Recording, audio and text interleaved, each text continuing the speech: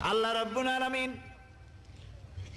কোরআনে কারীমের ভিতরে নবীজির নাম একটি বারের জন্য নাম ধরে তাকে ডাকেন নাই, বরং তিনি বলেছেন তোমরা পরস্পর পরস্পরকে যেভাবে নাম ধরে ডাকাডাকি করো আমার নবীকে সেভাবে নাম ধরে ডাকবে না।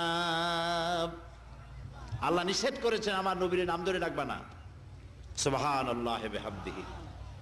এই পৃথিবীতে যত নবী আসছেন সমস্ত নবীরা হলেন এলাকা ভিত্তিক নবী, অঞ্চল ভিত্তিক নবী। এক এক এলাকার, নূহ আলাইহিস সালাম এক এলাকার, মুসা আলাইহিস সালাম আলাক এলাকার, দাউদ আলাইহিস সালাম আলাক আরেক এলাকার, এরকম এলাকা ভাগ ভাগ করা।